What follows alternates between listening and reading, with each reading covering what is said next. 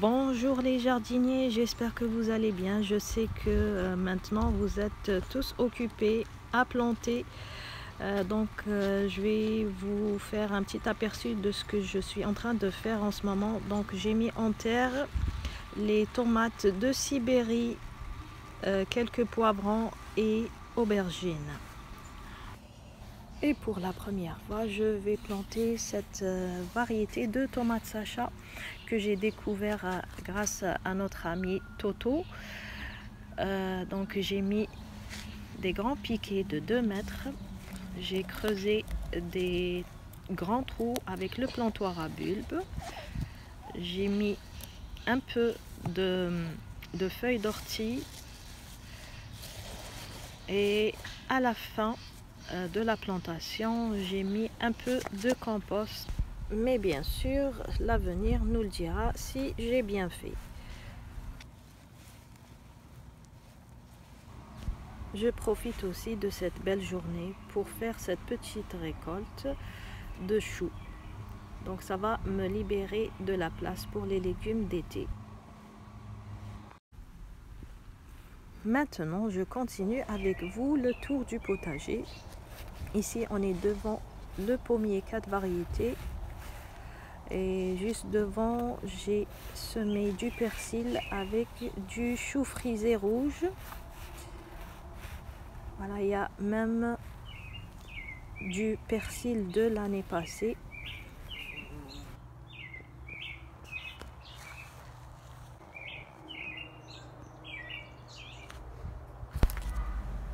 Le pommier 4 variétés qui bourgeonne.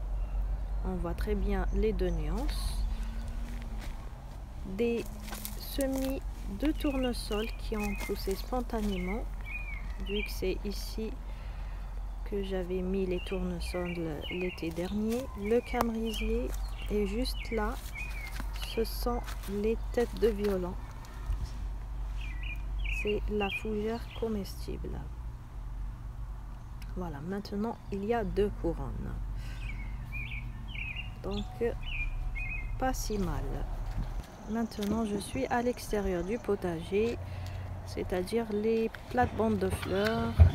Il y a le pavot de Californie, des semis spontanés. Voilà. Donc, pas besoin d'en semer cette année. Il y en a partout. Voilà, ça dépasse même sur le gazon. Donc, si ça devient un peu trop moche, je vais enlever quelques plants.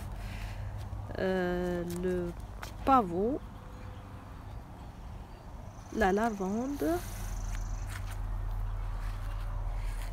les phlox qui ne vont pas tarder à fleurir. À vrai dire, j'ai oublié le nom de ces vivaces qui se trouvent dans la plate-bande. Encore du pavot de Californie, l'hortensia.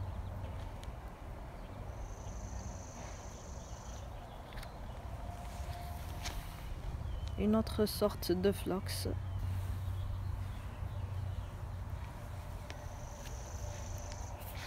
Voilà, ici c'est la pulmonaire. Elle est magnifique. En avant, je crois que c'est le delphinium, mais celui en arrière, j'ai complètement oublié le nom. C'est leur 2e année dans cette plate-bande. Ici, c'est Rudbeckia, un hortensia nain. Ici, c'est la malva. Donc tout ça, c'est des fleurs vivaces. J'ai amené un peu de compost au printemps, bien sûr.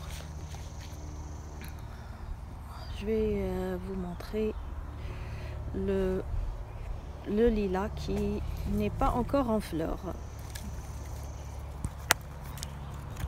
Voilà, donc il a fait assez froid ces derniers jours, mais en ce moment il fait très bon. Là, ce sont les oignons égyptiens que j'ai plantés à l'automne, souvenez-vous. Voilà, Et juste là, c'est une asperge, si vous voyez bien. Donc ici, ce sont des griffes de 3 ans. Donc à partir de l'année prochaine, je pense que je pourrai en récolter. Là, lorsque j'ai taillé la vigne de mon voisin, j'ai mis 3 boutures devant le lilas. Donc le lilas va leur faire un bon support. Une autre asperge, voilà, donc ça fonctionne très bien, les griffes d'asperge.